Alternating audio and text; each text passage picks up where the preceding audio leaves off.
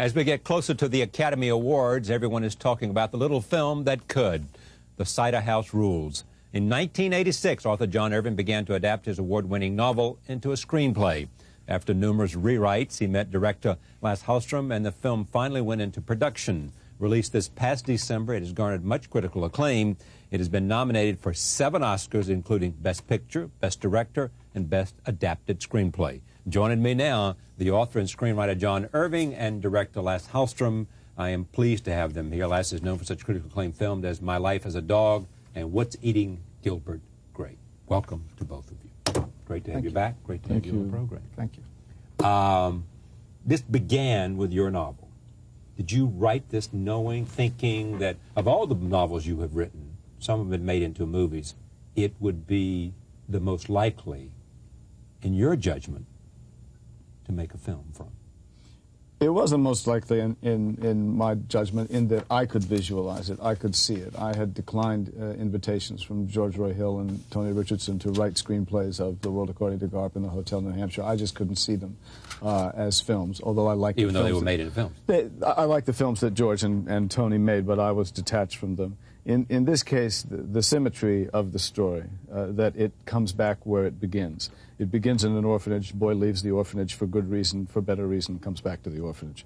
It had it was a circular story. I thought that would work in the compression of film time. And also, I'd done all of the medical history research necessary for the novel, and I didn't think that Lasse or another director would likely find a retired obstetrician gynecologist who was writing screenplays in his spare time.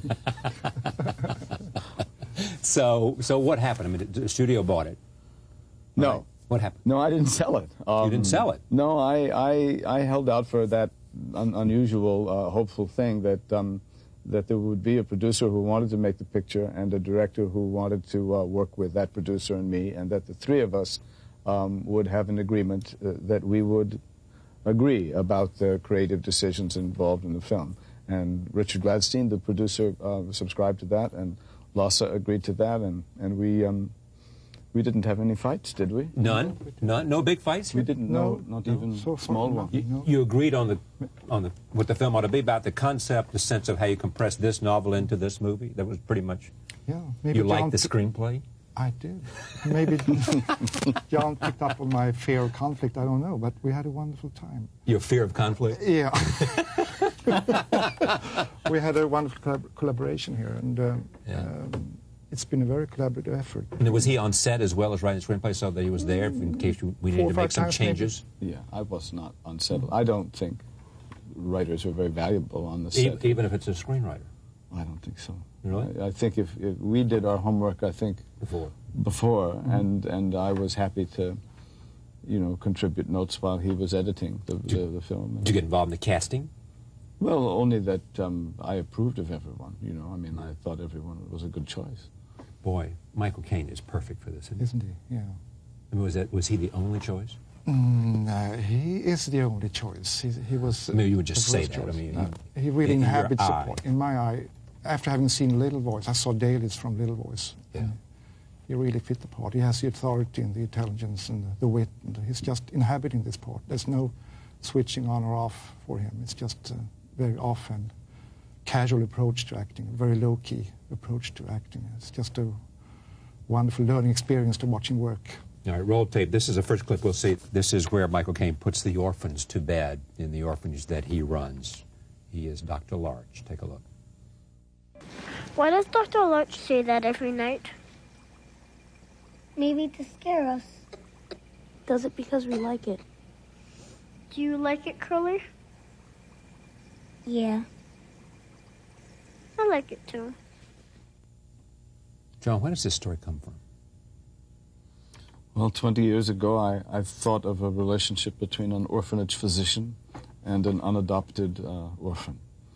And I went to Yale Medical Historical Library and began to read about orphanage facilities, orphanage hospitals, and without the intention of writing about the abortion subject, there it was, that procedure, performing it or not, illegally in those years, was inseparable with the life of an orphanage hospital, because if any doctor would have sympathy for those women leaving those children behind, and more importantly, for those children who, in so many cases, would never be adopted, it would be a physician in an orphanage facility. And so, in a way, the principal conflict between this surrogate father, surrogate son, presented itself to me out of, the history of the period. There's an orphanage near my hometown. I live in Henderson. There's an orphanage in Oxford, North Carolina. And I used to always want to, I wondered what it was like, because, the physical place is to, the aspirations that those kids would go through when somebody would come, maybe to select them, and maybe not. The whole sheer, drama of that, and pain that it comes from.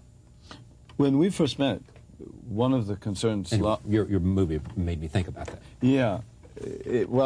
To speak to that, one of the things that Lasse was concerned about in the script when we first met, and I hadn't found a way to do this, was that the novel takes place over a 15-year period of time. That orphan is away from the orphanage for 15 years, and so the emotional impact of him coming back is, by the weight of those years, huge. And I had reduced the period of time he's away to less than a year.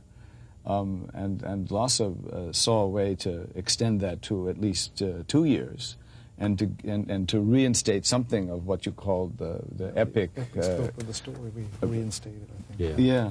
But one of the things that we gained emotionally, I had never foresaw until I saw the first rough cut of the film that he showed me, which is to have that orphan come back to the orphanage to become the abortionist, the orphanage physician.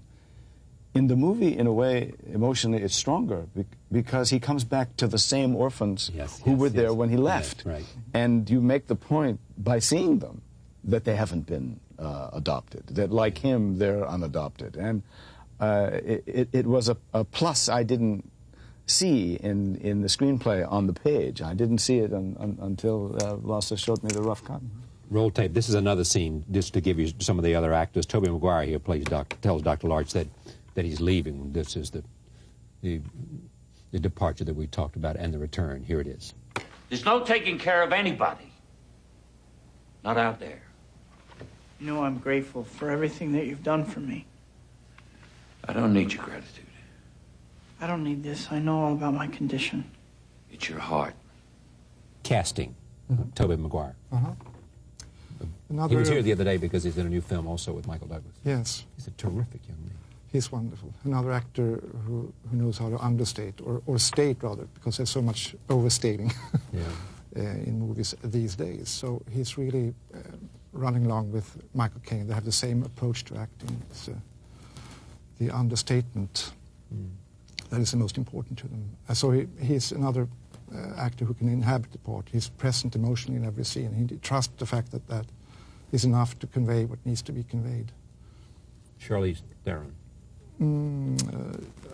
A live force had a lot of great ideas on our script, actually, that we included. Like, yes. you mean specific like for her character, or specific for her character, for the love story? Yeah. I like to involve actors on every level of the aspect of filmmaking. You respect actors? Yes, I do. My first duty, I think, as director is to make sure that actors can flourish and do their best. And so I encourage improvisation and contributions on all levels. Take a look at this clip involving Tobey and Charlize. Roll tape. And then come to your arm. Put your arm around me. Just cuddle and hug and, you don't really watch the movie. I would watch the movie. What would it mean to you to win an Academy Award?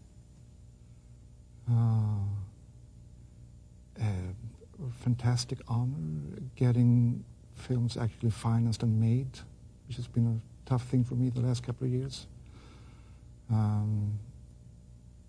had a movie made 4 years ago before this one, and in between I've been working on stories that never happened because of financial problems. So maybe I'll get out of those problems, I don't know. That would be the wonderful reward, I think. You have a chance to do it again? Yes. It's true, isn't it? It is amazing. That's what most people would say. Yeah. Just The thing being that I able would to work back appreciate to back. most about being recognized for my work is to be able to do it again, because the joy of doing it is so Being able intense. to work back to back without pausing Yeah. for Worrying financial about mysteries. Yeah. Good luck. Thank you. Good luck, John. Thank you. Pleasure to have you back. Thanks. We'll be right back. Stay with us.